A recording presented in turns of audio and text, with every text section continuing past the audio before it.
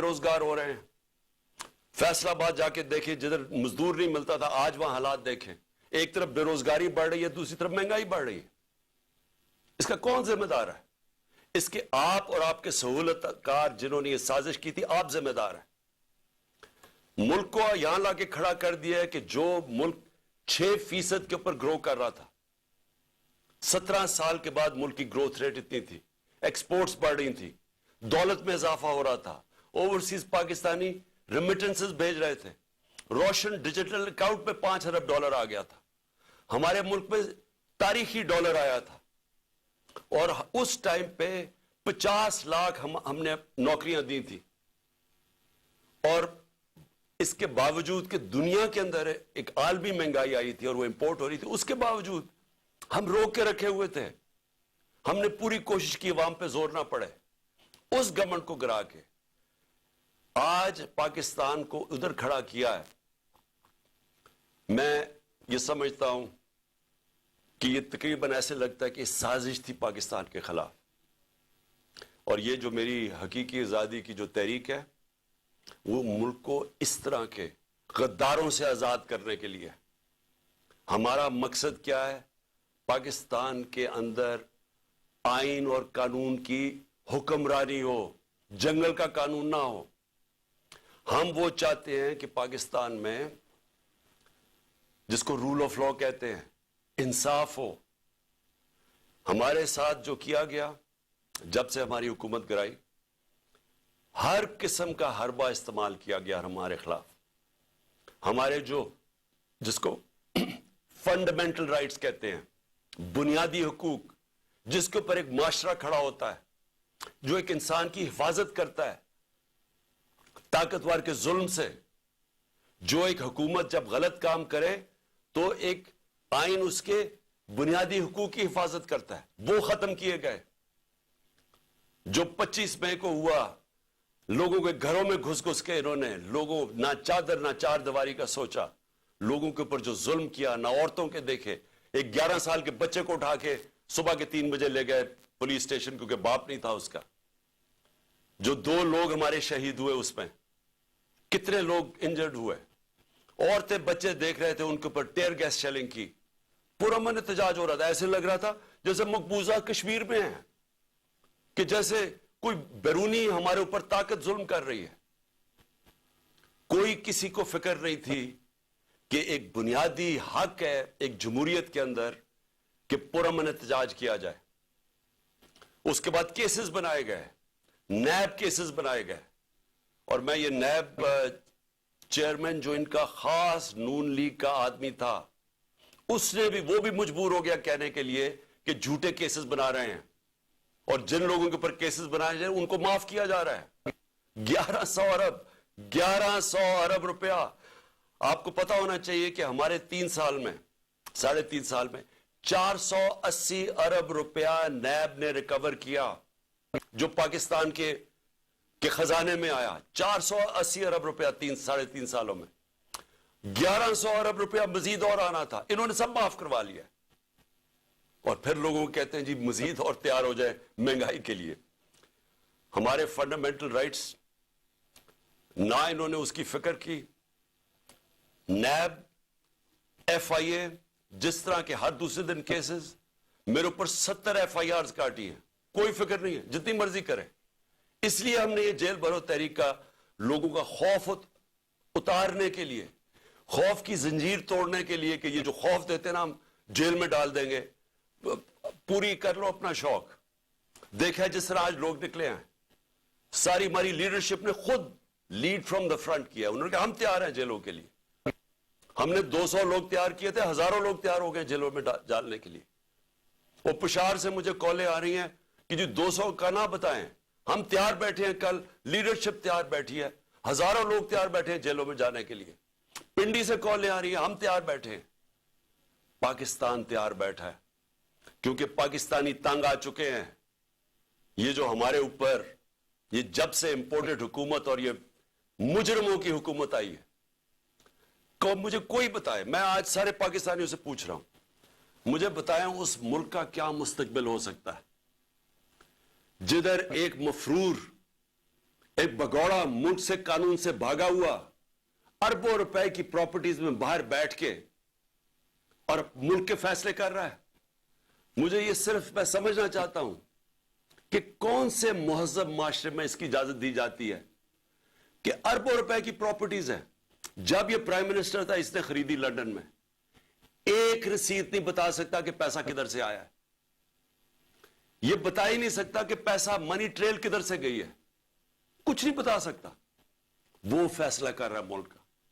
इसका भाई शहबाज शरीफ जिसने आज लोगों को खुशखबरी सुनाई है कि जी अभी और मजीद महंगाई आएगी, 24 अरब रुपए के ये करप्शन केसेस में पकड़ा जाने वाला था। इसकी ट्रायल हो रही थी, इसके और इसके बेटों की। एक बेटा मफरूर था, दूसरा बेटा इनकी ट्रायल थी।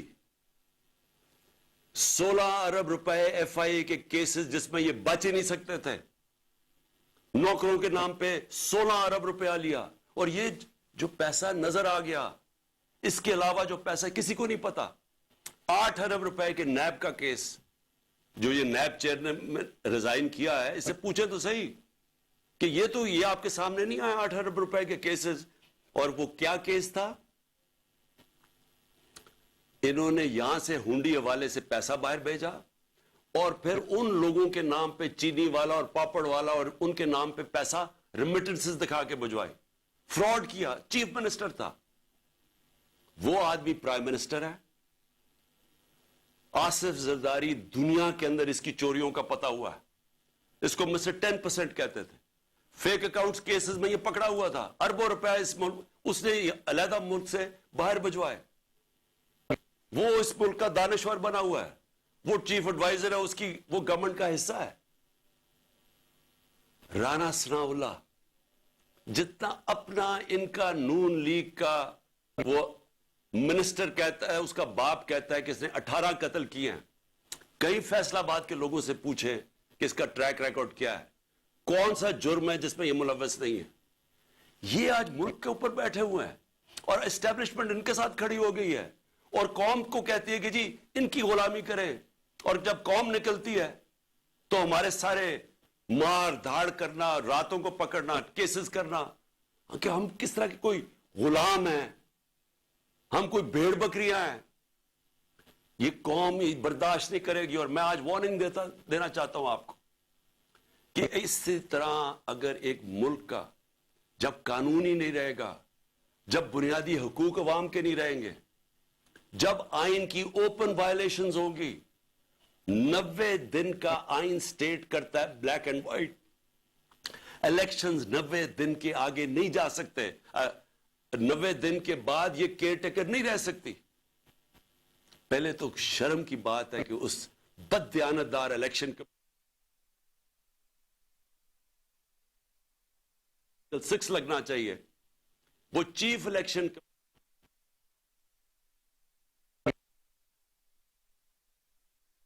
Neutral care taker.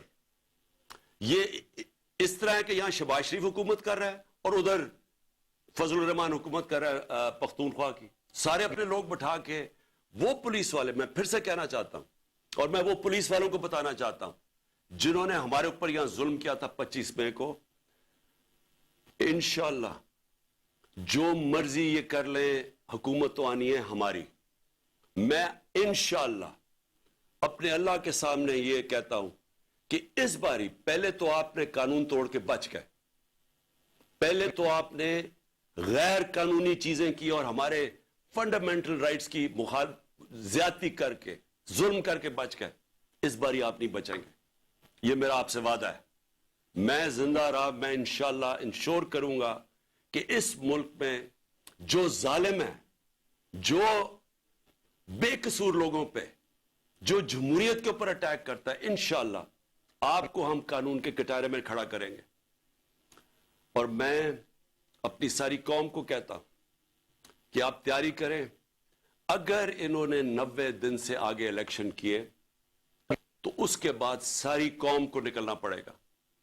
जब तक आप निकलेंगे नहीं, इसका मतलब कि कानून खत्म हो जाएगा 90 दिन के बाद। इसका मतलब आइन खत्म हो गया। इसका मतलब हमारा माशरा डिक्लेयर हो जाएगा बनाना रिपब्लिक। اس کا مطلب کہ یہ ثابت ہو جائے گا کہ پاکستان میں صرف جنگل کا قانون ہے. اس لیے عوام نے اس ملک کے آئین کی حفاظت کرنی ہے.